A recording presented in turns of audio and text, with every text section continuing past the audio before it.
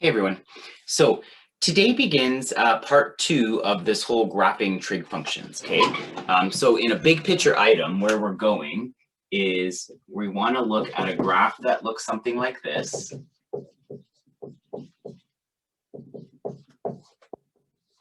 we want to be able to graph it. Okay. We want to be able to just go straight to a grid and be able to accurately draw this graph. So how we're doing that is we're kind of walking through our knowledge of transformations.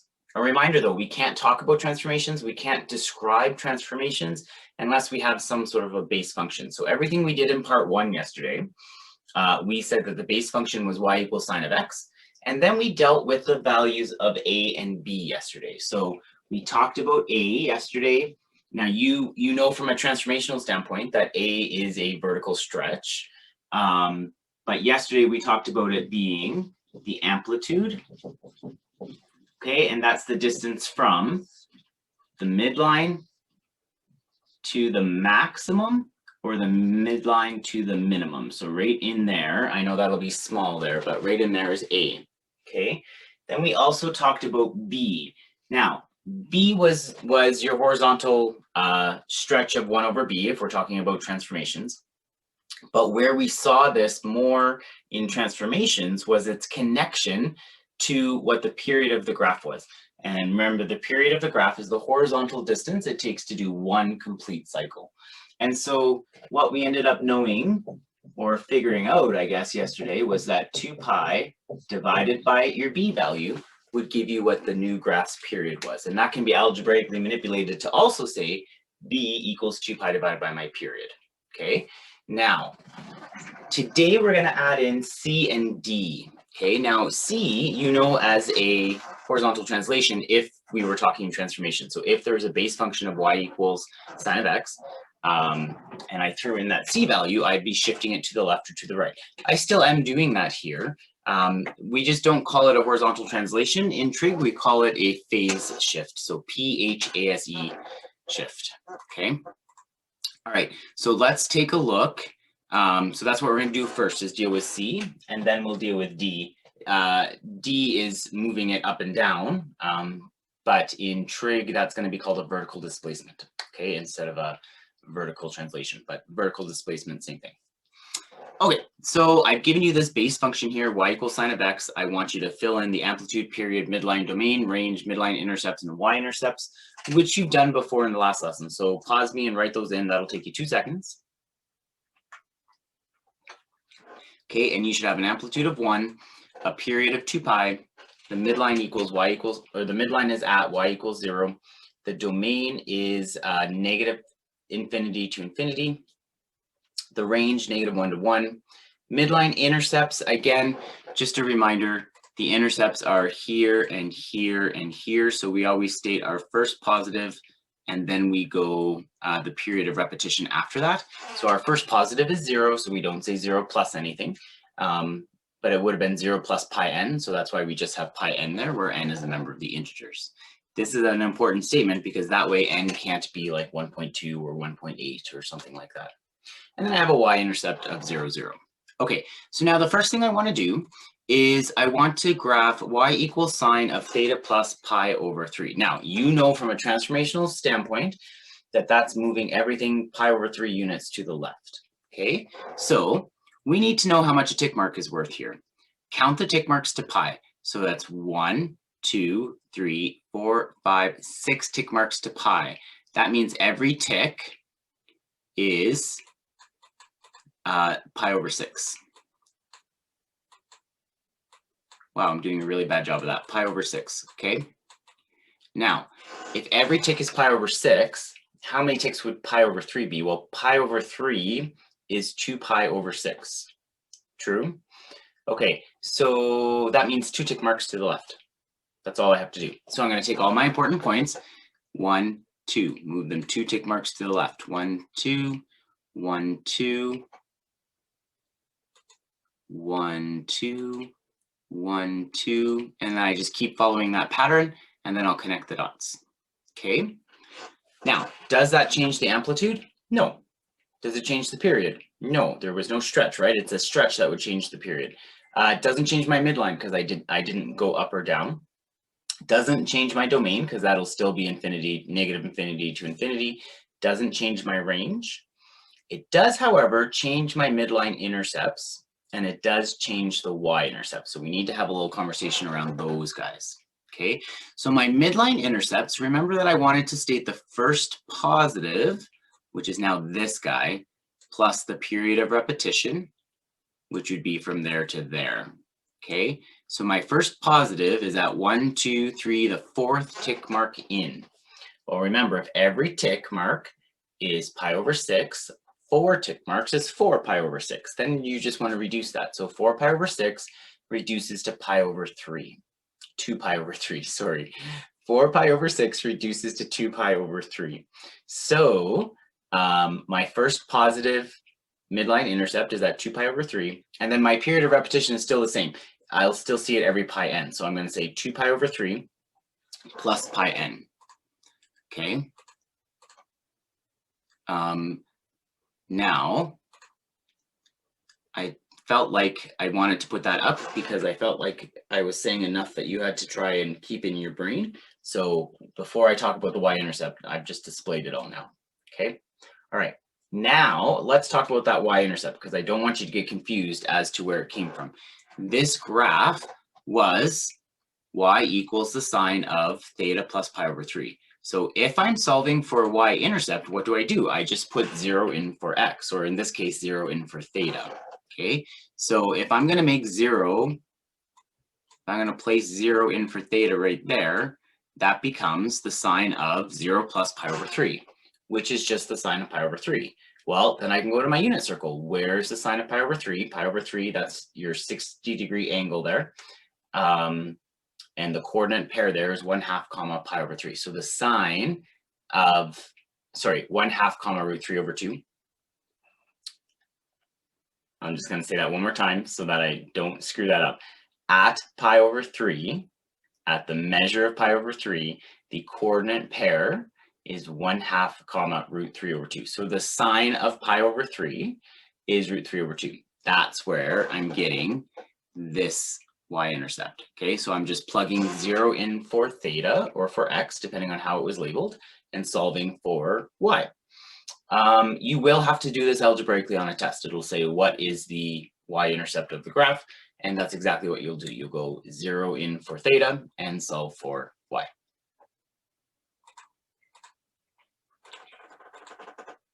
Okay. So where does 0 comma root 3 over 2 come from? We just answered that question. I got a little ahead of myself. Okay.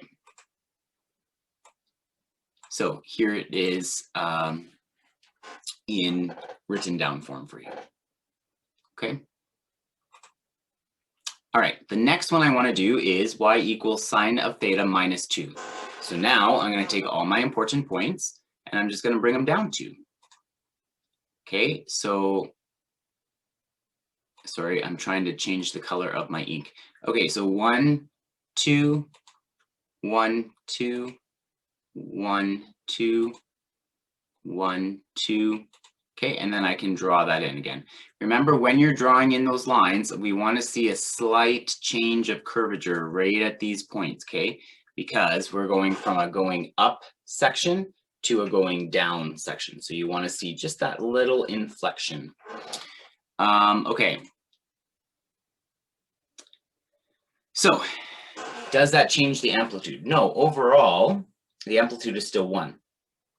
Period will still be 2 pi. The midline has changed. The midline will be at y equals negative 2. The domain is negative pi to pi still. The range is different now, though, because I've moved everything down 2. So that's going to be negative 3 to negative 1. So midline intercepts, well, you know your midline is at negative 2 now, right? So the midline intercepts would occur at, if I just change the color here, they do occur at here and here and here, right? So they're actually still occurring in the same spot. We've just moved it down to negative 2 instead, but horizontally, they're still occurring in the same spot.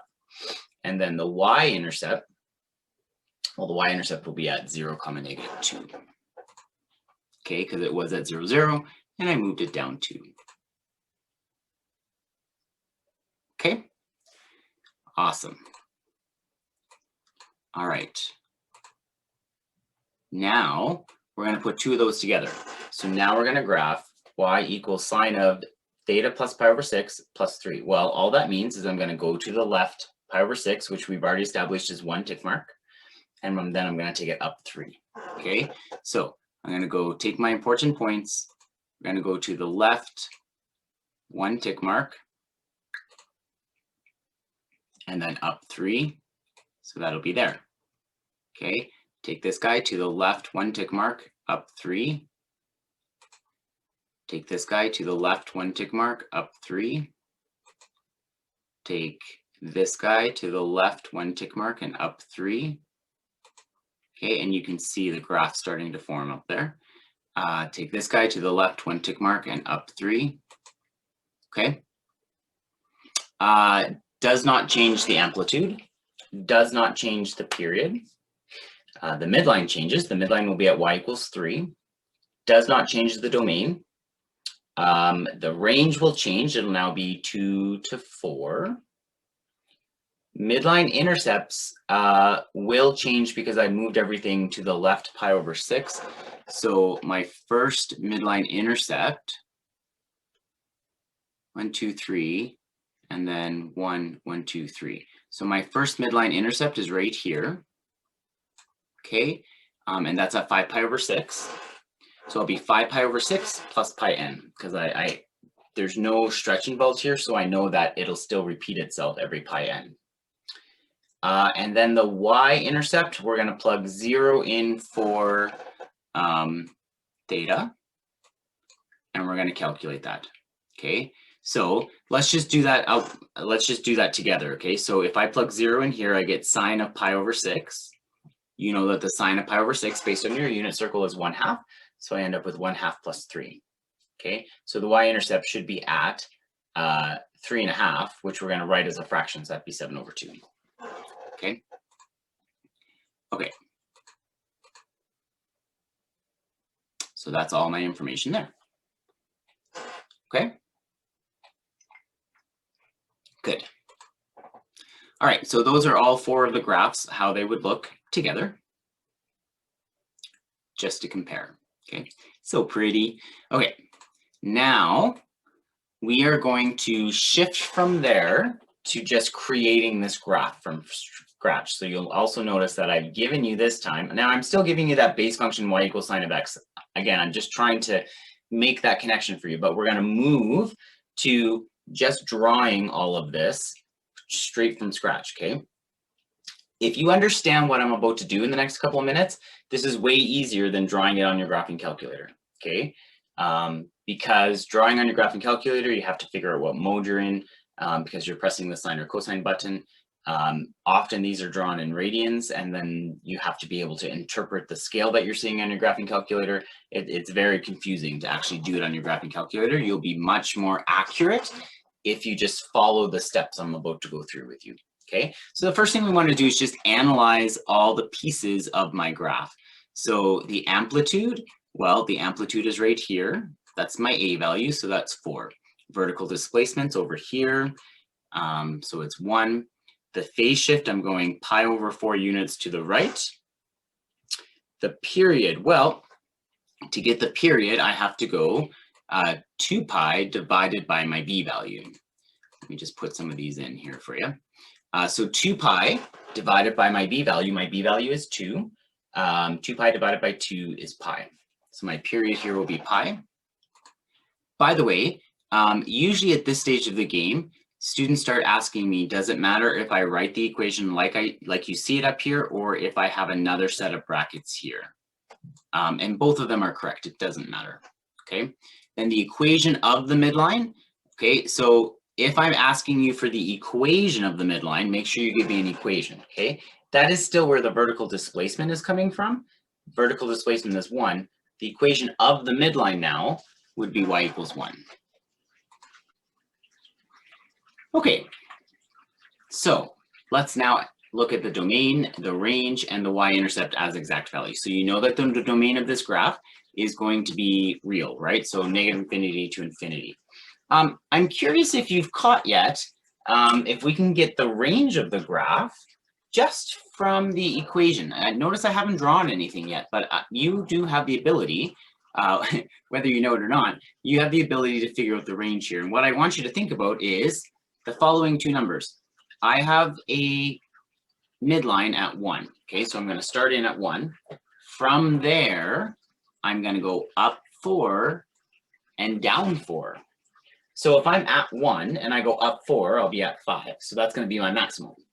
If I'm at 1 and I go down 4, remember I'm just using my amplitude there, 1 down 4 is -3. So I know before graphing this that the range of my graph is going to be from -3, my minimum, up to 5, my maximum.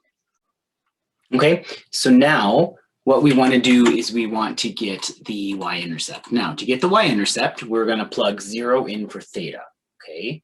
And that looks like this. But now I'm just going to go to the board for a second because I don't want this first experience to be too traumatic on you all. Y equals 4 sine of 2 times 0 minus pi over 4 plus 1. So all I've done is I've plugged in 0 for theta. Okay, so now what do? Well, 0 minus pi over 4 is negative pi over 4. And then 2 times negative pi over 4, well, that gives me pi over 2. So now I'm looking at 4 sine of negative pi over 2 plus 1. Okay, so now I have to deal with this sine of negative pi over 2. Sine of negative pi over 2. Now, there's two different ways you can do this, and I don't care which way you do it. You do whatever makes the most sense to you and causes the least stress to you, okay? Some of you are going to look at sine of negative pi over 2 and say, okay, on a unit circle, negative pi over 2 goes like that. That would be negative pi over 2, okay? And I know that this point down here is 0, -1, and we know that sine is my y value, so we would say, okay, that means the sine of negative pi over 2 has to be at -1, okay? Great. If that conversation stresses you out, and I don't blame you if it stresses you out, get a principal angle instead. Remember, we've talked about principal angles before. I would take that negative pi over 2, and I would add a full circle to it to get the principal angle. So a full circle would be 4 pi over 2, right? It's 2 pi, but 2 pi as a fraction over 2 would be 4 pi over 2, and that would give me 3 pi over 2. So for some of you, it's a safer bet just to write one more line here where I've changed the negative pi over 2 to positive 3 pi over 2. Again, the reason I can do that is because those are coterminal angles to each other, so they're in the same spot. And then we could look at sine of 3 pi over 2 and say, oh, okay, I know where I am at 3 pi over 2. I know that's the point 0, 1. And so I know that the sine value will be -1. So no matter how you do it, you need to be comfortable to say that that sine value is -1. So now we're looking at y equals 4 times -1 plus 1, which is -3. Okay, and so that's where I end up with my y equals -3. And remember, because I'm asked for an intercept, intercepts must be coordinate pairs. So I can't just conclude that y equals -3. That's an equation of a horizontal line. That's not a y-intercept. The intercept, therefore, would be 0, -3. Okay, 0, -3 for the y-intercept. Okay, so now we are going to look at it as from a transformation. Now, you got to be careful with this. It says describe the transformations. Really, this question should say describe the transformations from the base function of y equals sine of x, okay? Describe the transformations from the base function of y equals x. And if I did that, I would have 4 statements here. And this is just like any other transformation question that you have. Okay, it's a horizontal stretch by a factor of 1/2 about the y-axis, vertical stretch by a factor of 4 about the x-axis, horizontal translation, pi over 4 units right, vertical translation 1 up. Where would 0, 0 map to? Well, I just need a mapping rule and I'll plug 0, 0 in there. The other way I could do that is just find the y-intercept, right? No, sorry, I lied to you there. It's not going to be the y-intercept now. This is going to map to a completely different point because I've moved it pi over 4 to the right and 1 up, right? Well, think about what I just said. I've moved this pi over 4 to the right and 1 up. So that's actually where 0, 0 will map to. Because remember, the stretches don't affect, the stretches won't affect where 0, 0 was, right?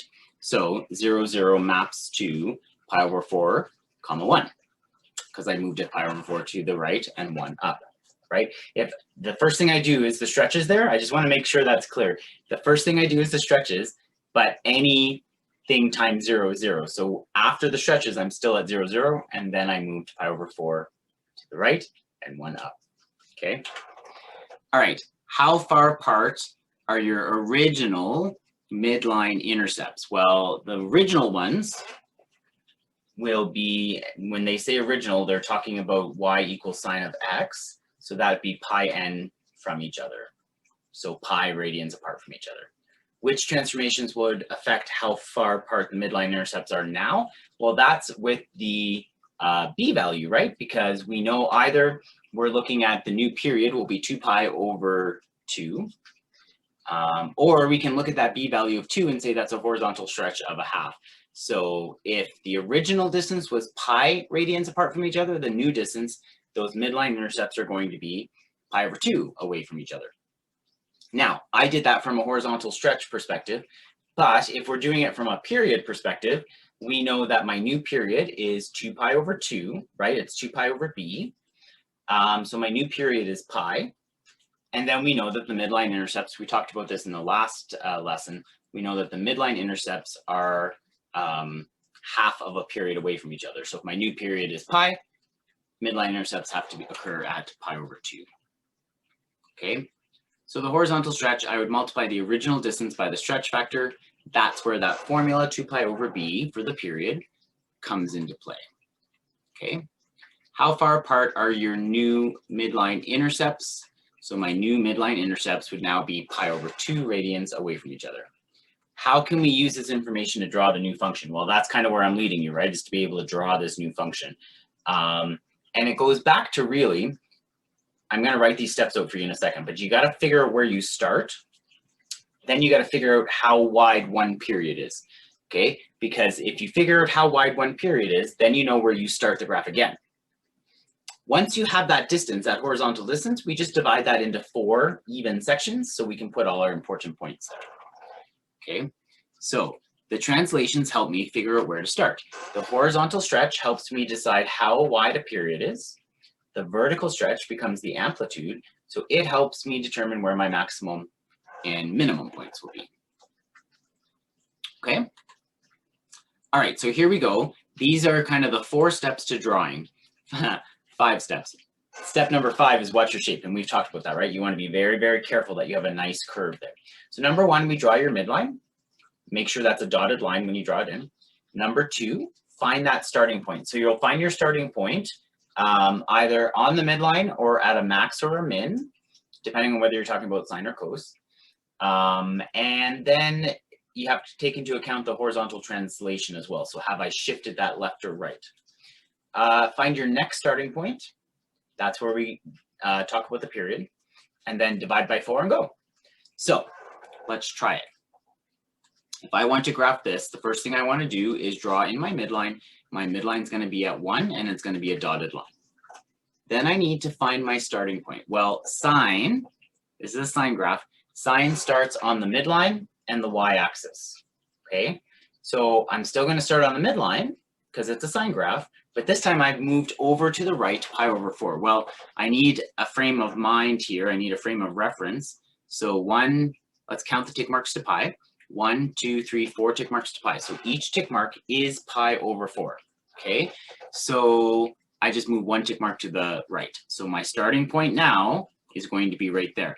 Before those translations, it was right here, but I have essentially moved it over pi over 4 and 1 up. Okay, now I need to find my next starting point. Well, I know that my b value is 2. And so my period is 2 pi over 2, which means my period is pi. Well, I've already established that every tick mark is pi over 4. So a period would be 4 tick marks. Okay, so 1, 2, 3, 4. My next starting point is right there. Okay, so from here to here, has to be one period of my graph. Now, once I figured out that one period, I divide that into 4, and this is nice, it's ready to be divided into 4, right? Because that's going to be every tick mark. So every tick mark away, I'm going to have one of those important points. So follow through the sign pattern. The sign pattern goes from the midline, I go up to the max, and then down to the midline, and then down to the minimum, and then back up to the max. So up one tick mark away from here, I'll be up at my max. Well, this is where I have to take into account my amplitude. The max will be up 4. So 1, 2, 3, 4. I'll have a point right there. Then one tick mark away, I'll be back down to my midline. And then one tick mark away, I'll be at my minimum, which will be down 4, 2, 3, 4 from the midline. Okay? And so I put those important points in. And now I can see the pattern. And I just keep that pattern going for the full window that I see. Okay? So this tick mark away, I'll be up 4 and then back to my midline and then down to my minimum. Then if I'm working backwards, I just follow that pattern backwards. So here I'll be down at my minimum. Here I'll be back at my midline. Here I'll be up at my max. Okay. And I end up with a graph that looks like this. Okay. Let's do that one more time. Note.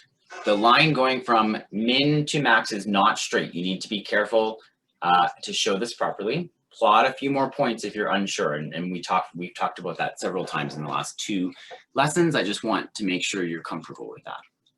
Okay, so now we're going to look at y equals 3 sine of 1/2 theta minus pi over 2. State the following. Pause me and make sure you've written all this down before you listen to me. Okay. All right, the amplitude is 3. The period will be 2 pi divided by my b value. My b value is 1/2. 2 pi divided by 1/2 is 4 pi. Equation of the midline, here's my midline, so that'll be y equals 2. Phase shift, I've gone pi over 2 to the right. Domain will still be real because they're always real. Range, well, my 2 is my midline, and then from 2 I'm going up 3, so that'll be a maximum of 5. And from 2 I'm going down 3, so that'll be a minimum of -1. So my range will be from -1 to 5. My y-intercept, I'm going to plug 0 in for theta. So if I plug 0 in for theta, okay, I get negative pi over 2 here, times 1/2, so that'll be negative pi over 4. Now, I want a principal angle there, so negative pi over 4, if I added 2 pi to that, that'd be 7 pi over 4, right? So the principal angle is 7 pi over 4. Negative pi over 4 and 7 pi over 4 are the same thing, okay? Now, I know the sign of 7 pi over 4 is negative root 2 over 2. I'm just reading that off my unit circle. That's why we've already done the unit circle. Okay. Then I multiply by 3 and add 2. So I have that written down for you just in case you're freaking out a bit, because I know I just said a lot of stuff. But it's good to talk through that stuff first, right? It's good to try and see how much stuff you can manage in your head before you write it down on paper. If you can manage it in your head, your communication on paper will be that much better. So I got that principal angle of 7 pi over 4. So sine of 7 pi over 4 is negative root 2 over 2. I'm going to multiply that by 3. So that'll be negative 3 root 2 over 2. And then I want this as one fraction. So I'm going to change my 2 here to be 4 over 2, just so I have a common denominator there and I can write it all as one fraction. Okay, so it'll be 4 minus 3 root 2 over 2. That's the exact value of the y-intercept. That's what I'd be looking for in an answer. Okay. So y-intercept is bracket 0, 4 minus 3 root 2 over 2. Okay, so now we're going to try and draw that. Again, step number 1, I'm going to put my midline in at 2, and it needs to be a dotted line. Okay, I'm doing a sine graph. Sine starts on the midline and the y-axis if there was no phase shift, but I've now moved this pi over 2 to the right. Looking at my tick marks, every tick mark is pi over 2, right? Because I have 2 tick marks to pi. So I'm going to start right there. That'll be my starting point. Now, I need to find my next starting point, which will be 4 pi away from that guy, right? Because we've established that my period is 4 pi. Well, it takes 2 tick marks to get to pi. So that means it'll take 8 tick marks to get to 4 pi. So I count over 8 tick marks. 1, 2, 3, 4, 5, 6, 7, 8. So my next starting point is right there. Now, that means right now, if you were just paying attention, I've established that my period, yes, it's 4 pi, but now I want to think in terms of tick marks because that's going to be easier to draw. That's 8 tick marks. So remember, we said all the important points happen a quarter of your period away. So that means every 2 tick marks is going to be an important point. Okay, so 2 tick marks away from my starting point, I'll be at my maximum. So I go up 3, 1, 2, 3. 2 tick marks away from there, I'll be back at my minimum. 2 tick marks away from there, I'll be down. Let me erase that squiggly bracket thing for you. 2 tick marks away from there, I'll be 1, 2, 3 down, and then 2 tick marks away from there, I'll be back to my starting point, okay? So these are all my important points. And I just keep following that pattern for the whole window, okay? And I get something that looks like that. All right, cool. Okay, now sketch at least one period of the function 2 cos of x over 2 minus pi over 4. Okay, so a couple of things have happened here. Number one, I switched you to cos. So the only thing you got to remember with cos is cos now starts at the maximum instead of at the midline. Number two, I did not write this in factored form. So you want to factor out a 1/2 first. Okay, then it'll be in the form that you've kind of understood a bit better. So when I factor out the 1/2, I'm going to end up with x minus pi over 2. Okay, pi over 4 divided by 1/2 is the same as saying pi over 4 times 2. And that's where I get the pi over 2. It'd be 2 pi over 4. Okay. All right, so now I start again. I'm going to draw my midline in. My midline's at 3. I'm going to have a phase shift of pi over 2 units to the right. So again, that's 1 tick mark based on the scale that I have. Okay, but the difference here is I'm not going to start on my midline. I'm going to start on my max. Cos starts on your max. Okay, so I have to go up 2 from there to get my max. So I'm at 3, up 2 would give me to 5. So there's my starting point right there. Okay, then I need to find my next starting point. Well, that will be my period. So I'm going to go 2 pi divided by 1/2. 2 pi divided by 1/2 is 4 pi. So my next starting point is over there. Again, I've got 1, 2, 3, 4, 5, 6, 7, 8 tick marks for this because every tick mark is worth pi over 2. So every 2 tick marks away will become an important point. I just have to remember that my overall cos shape is like this, right? So 2 tick marks away, I'm back to my minimum, or sorry, my midline. 2 tick marks away, I'm down to my minimum. 2 tick marks away, I'm back up to my midline. And then 2 tick marks away, I'll be up to my max. And then I just connect that dot, those dots. Okay. Awesome. You guys got this, man. This is good. Okay. So here is your homework for today. Take your time. Make sure these graphs are drawn nice and pretty. And if you have any questions, as always, make sure you find me. Okay. Have a great day, guys. Tomorrow we're going to do determining equations. So now we're going to go from, instead of me giving you the equation and drawing the picture, you will be given the picture and you need to come up with the equation. Okay. All right. But that's tomorrow. Let's focus on today. Have a great day, guys.